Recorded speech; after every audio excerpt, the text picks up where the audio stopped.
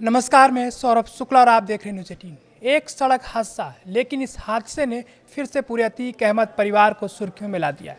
झांसी में हुए भीषण सड़क हादसे ने अतीक अहमद के सबसे छोटे बेटे अबान अहमद की मौत हो गई। उसके साथ कार में मौजूद एक अन्य युवक की भी जान चली गई। लेकिन इस हादसे के बाद सबसे बड़ा सवाल हादसा नहीं बल्कि फरार चेहरे हैं। क्या अपने सबसे छोटे बेटे की मौत की खबर सुनकर शाइस्ता परवीन सामने आएगी? क्या अपने लाडले बेटे को आखिरी बार देखने के लिए वे अपनी फरारी तोड़ेगी? और क्या वर्षों से फरार गुड्डू बमबाज उर्फ गुड्डू मुस्लिम भी इस मौके पर दिखाई देगा? यही वो सवाल है जिनका जवाब पूरा प्रयागराज तलाश रहा है। बताया जा रहा है कि अबान अहमद अपने साथियों के साथ झांसी जेल जा रहा था। वहाँ उसका बड़ा भाई अली अहमद बंद है। रास्ते में तेज रफ्तार कार अनियंत्रित होकर डिवाइडर से टकरा गई। टक्कर इतनी भीषण थी कि अबान और उसके साथी की मौके पर दर्दनाक मौत हो गई। पोस्टमार्टम के बाद अबान का शव प्रयागराज लाया गया है। उसे कसारी मसारी कब्रिस्तान में सुपुर्द खाक किया जाएगा, वहीं जहां उसके पिता अतीक अहमद की कब्र भी मौजूद है। लेकिन जनाजे से ज़्यादा चर्चा इस बात की है कि क्या फरार शाइस्ता परवीन यहाँ पहुँचेगी। उमेश पाल हत्याकांड के बाद से शाइस्ता लगातार फरार है। पुलिस कई राज्यों में तलाश कर चुकी है, लेकिन अब तक उसका कोई सुराग नहीं मिला। याद कीजिए, जब बेटे असद का एनकाउंटर हुआ था तब भी माना जा रहा था कि शाइस्ता सामने आएगी, लेकिन वह नहीं आई।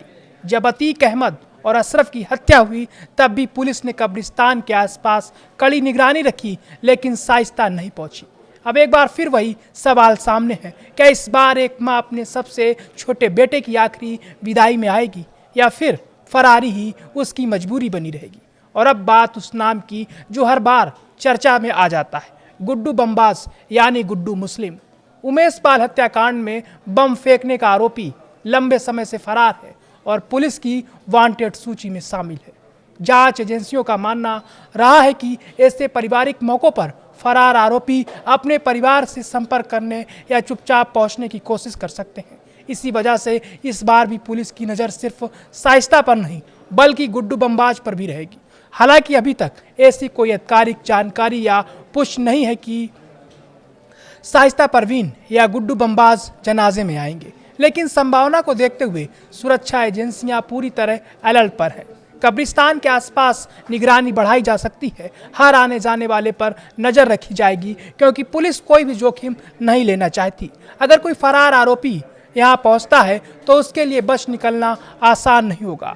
अब सवाल सिर्फ जनाजे का नहीं है, सवाल ये भी है कि क्या कानून से भाग रहे चेहरे आखिरकार सामने आएंगे? क्या शाइस्ता परवीन अपने बेटे की आखिरी झलक देखने का जोखिम उठाएगी? क्या गुड्डू बमबाज भी किसी तरह वहां पहुंचने की कोशिश करेगा, या फिर एक बार फिर पुलिस इंतजार करती रह जाएगी और फरार आरोपी कानून को चुनौती देते रहेंगे? इन सवालों के जवाब आने वाले कुछ घंटों में मिल सकते हैं। फिलहाल इतना तय है कि झांसी का ये सड़क हादसा सिर्फ एक दुर्घटना नहीं रहा, इसने एक बार फिर अतीक अहमद के परिवार, फरार शाइस्ता परवीन और गुड्डू बमबाज को चर्चा के केंद्र में ला दिया है।